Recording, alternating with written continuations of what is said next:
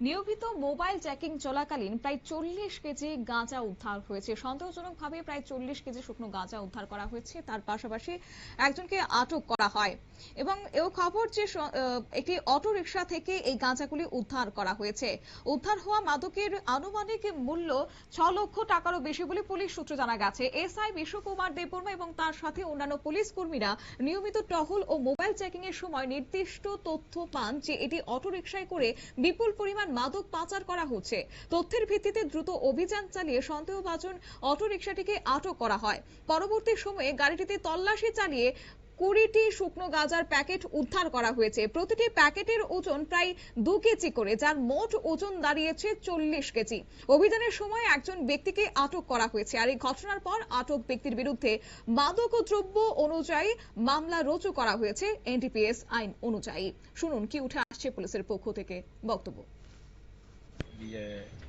Normal mobile checking যখন চলছিল, এই মোবাইল চেকিং এর সময় খবরটা আসে আর কি আমাদের এসআই বিশ্বকুমার দেববর্মার কাছে। ততক্ষণে আমাদের সঙ্গে অন্য অফিসাররা চেকিং করছিল। এমন টাইমে খবর আসলে যে একটা যখন চেক করার মাধ্যমে তখন একটা অটো গাড়ি, যে গাড়িটার পিছনে আছে নাম্বার, ওই গাড়িটার পিছনে যখন চেকিং করতেছিল তখন হঠাৎ করে দেখা গেছে গাড়িটার মধ্যে, গাড়ির ড্রাইভার যদিও যখন গাড়িটা যে ডিটেইন করছিল একজন বেরোতে পেরেছে।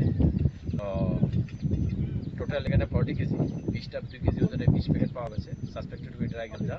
অ্যাকর্ডিংলি এগুলি সিজ করা হয়েছে, একজনকে ডিটেইন করা হয়েছে। এখন আমাদের ইন্ডিপেন্ডেন্ট উইটনেস এবং অনারেবল এক্সিকিউটিভ ম্যাজিস্ট্রেটের প্রেজেন্সে এবং লোকাল সাক্ষী যারা তাদের উপস্থিতিতে আমাদের যা ক্রিয়াকর্ম যেগুলি আছে সার্চ এবং সিজার কমপ্লিট করা হয়েছে এবং এই রিগার্ডে একটা এনডিপিএস একটা মামলা নেওয়া হবে। স্যার, এই যে বাজেয়াপ্ত করলেন বাজার মূল্য more than 6 lakh. Thank you sir.